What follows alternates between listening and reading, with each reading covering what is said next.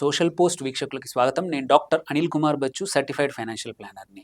ఈ Q1 companies అన్నిటి కూడా క్వార్టర్లీ రిజల్ట్స్ అనౌన్స్ చేస్తా ఉంటాయి. అలాంటిదే ఈ టైము జూలైలో యూజువల్లీ అన్ని కంపెనీస్ వాటి యొక్క ఫస్ట్ క్వార్టర్ అంటే ఏప్రిల్ 1 నుంచి జూన్ 30 వరకి వాటి ఫైనాన్షియల్ పర్ఫార్మెన్స్ ఎలా ఉందనేది ఫస్ట్ క్వార్టర్ రిజల్ట్స్ అనౌన్స్ చేస్తాయి. అందులోనే ఒక సీరీస్ చేస్తా ఉన్నాము. కొన్ని కంపెనీస్ మంచి, చెడు అన్ని రకాల ఫలితాలు ఇచ్చిన కంపెనీస్ కూడా మనం కవర్ చేస్తా ఉన్నాం. ఎలా ఉన్నాయి ఫలితాలు అని చెప్పి దాన్ని బట్టి ఇన్వెస్టర్స్ ఏం చేయాలనేది ఒక ఎడ్యుకేటివ్ సిరీస్ చేస్తున్నామనమాట. ఇది కూడా అందులో భాగమే. అందులో భాగమే ఇప్పుడు ఈ వీడియోలో 2 కంపెనీస్ మనం ఎవాల్యుయేట్ చేయబోతున్నాం. ఒకటి ఇది చాలామంది మాట్లాడుతా ఉన్నారు ఈ కాలంలో రిన్యూవబుల్ ఎనర్జీ స్టాక్ ఇది. యాక్మే సోలార్, ఏసీఎంఈ సోలార్ హోల్డింగ్స్ లిమిటెడ్ అనమాట. ఇది రిజల్ట్స్ ఎలా ఇచ్చింది? ఇది ఏం చేస్తూ ఉందని క్విక్‌గా ఒక 3, 4 నిమిషాల్లో కవర్ చేద్దాం. సో, ఇంపార్టెంట్ ఏందంటే ఈ కంపెనీ ఇంకార్పొరేటెడ్ 2015లో అయింది. యాక్మే solar renewable energy company. Solar ఒక్కటే కాదు, పేరులో సోలార్ ఉంది కానీ సోలార్, విండ్, హైబ్రిడ్ అన్నీ కూడా ఉన్నాయి. సో, అండ్ ఇంకొకటి ఏంటంటే firm and dispatchable renewable energy FDRE సెగ్మెంట్‌లో కూడా ప్రాజెక్ట్స్‌లో ఉన్నాయి. సో, ఇదేంటంటే one of the largest renewable energy ఏమంటారు ఎనర్జీ ఇండిపెండెంట్ పవర్ ప్రొడ్యూసర్స్ అనమాట. అమాంగ్ ఇండియాలో టాప్ 10లో రిన్యూవబుల్ ఎనర్జీ ప్లేయర్ కూడా. సో, దీనికి అడ్వాంటేజ్ ఏందంటే డైవర్సిటీ ఉంది తన పోర్ట్‌ఫోలియోలో. మల్టిపుల్ రెన్యూవబుల్ టెక్నాలజీస్‌ని ఆపరేట్ చేస్తుంది. సోలార్ గాని, విండ్ గాని, హైబ్రిడ్ ఎనర్జీ గాని మల్టిపుల్ చేస్తా ఉంది. అండ్ జియోగ్రఫీ కూడా 10 రాష్ట్రాల్లో వీటికి ప్రాజెక్ట్స్ ఉన్నాయి. సో, పీపీఏస్ కూడా చాలా లాంగ్ టర్మ్ పీపీఏస్ కూడా మల్టిపుల్ స్టేట్స్‌లో ఉన్నాయి. సో, దీనివల్ల అందుకే ఇది నియర్లీ 2700 మెగావాట్ యొక్క ఆల్రెడీ కమిషన్డ్ కెపాసిటీ ఉంది 12 స్టేట్స్‌లో. అండ్ ఎనర్జీ స్టోరేజ్ డిస్పాచబుల్ సొల్యూషన్‌లో కూడా ఇప్పుడు ఎంటర్ అయ్యింది. సో, ఇది మల్టిపుల్ ప్రాజెక్ట్స్ వాటికి ఉన్నాయి చూసుకుంటే సోలార్ మెగావాట్ ఒక 1500 ఉంది. విండ్ ప్రాజెక్టులు 150 మెగావాట్లు ఉంది. హైబ్రిడ్ 1030 మెగావాట్ ఉంది. ఎఫ్‌డిఆర్‌ఈ వచ్చేసి 570 మెగావాట్లు ఉంది. ఇంకా అండర్ కన్‌స్ట్రక్షన్ కూడా ఒక 1700 మెగావాట్లు దీనికి ఆర్డర్ ఉంది.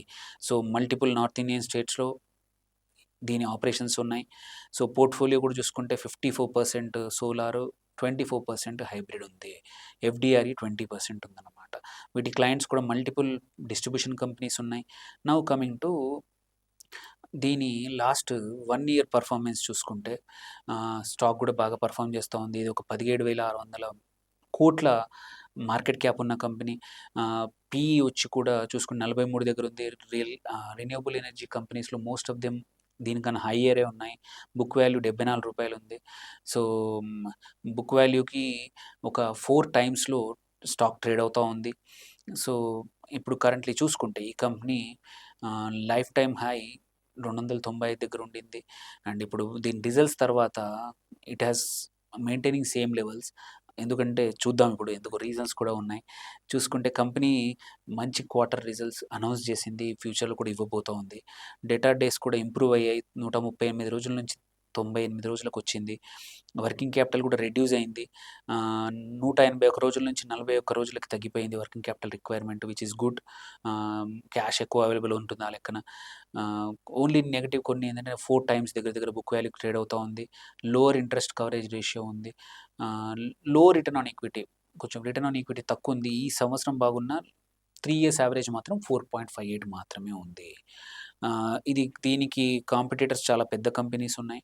ఎన్‌టీపీసీ నుంచి, అదానీ గ్రీన్ నుంచి, JSW energy multiple companies. But important ఏందంటే devil is in the numbers అంటాము. సో, దీని నంబర్స్ బాగున్నాయి యాక్చువల్లీ. నెగెటివ్ కాదు, మంచి నంబర్స్ ఉన్నాయి. లాస్ట్ ఇయర్ ఇదే క్వార్టర్‌లో 310 కోట్ల రెవెన్యూ సేల్స్ ఉండింది.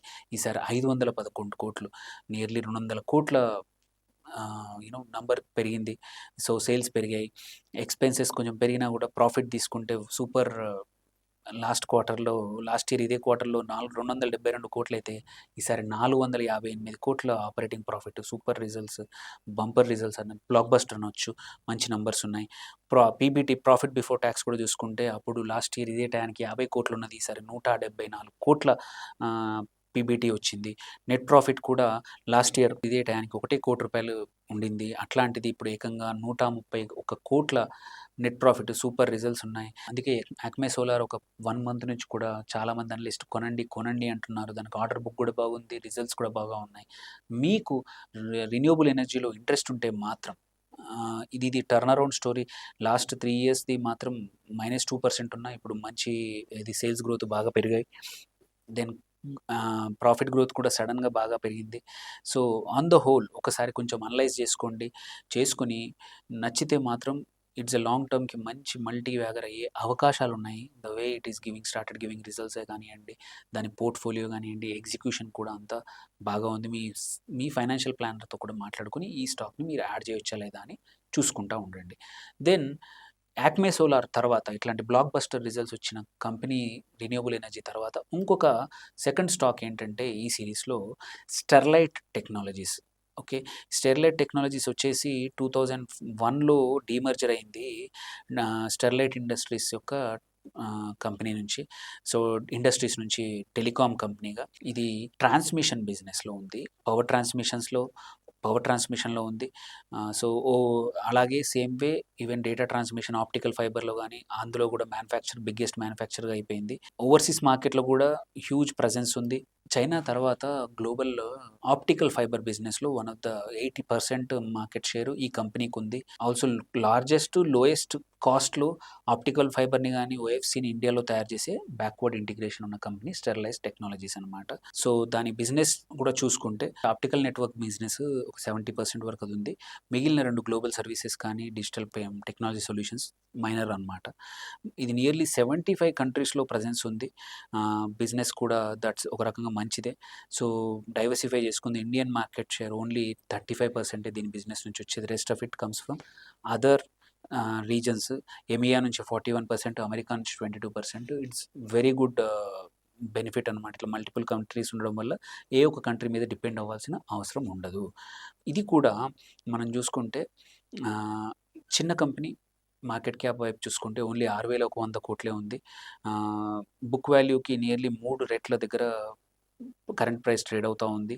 సో, రిటర్న్ ఆన్ క్యాపిటల్ ఇప్పటివరకైతే మాత్రం తక్కువగా ఉంది. బట్ ఎందుకు ఈ స్టాక్‌ని చూస్తున్నామనేది చెప్తాను. సో, పోస్ట్ రిజల్ట్స్ కూడా మంచిగా పెర్ఫార్మ్ చేస్తుంది. మంచిగా రిజల్ట్స్ ఇస్తుంది. కంపెనీ ఇప్పుడు తన అప్పుని తగ్గించుకుంది. సైమల్టేనియస్‌లీ వర్కింగ్ క్యాపిటల్ రిక్వైర్మెంట్ కూడా ఇంతకుముందు 71 డేస్ ఉండింది. దాని నుంచి 28 రోజులకే తగ్గించుకుందనమాట. Which is very good. Only thing ఏందంటే కొన్ని నెగెటివ్స్ ఏంటంటే లో ఇంట్రెస్ట్ రేట్ కవరేజ్ ఉంది. But at the same time trading book value కన్నా 3 రెట్ల దగ్గర ట్రేడ్ అవుతా ఉంది.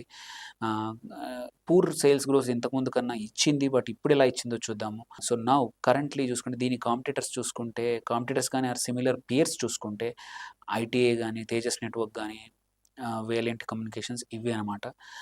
But most important numbers are మనం Q1 చూసుకుందాము. జూన్ క్వార్టర్‌లో మళ్ళీ లాస్ట్ ఇయర్ కొంచెం వెనకల పడింది. ఇప్పుడు ఇది రివైవల్ స్టోరీ ఇది.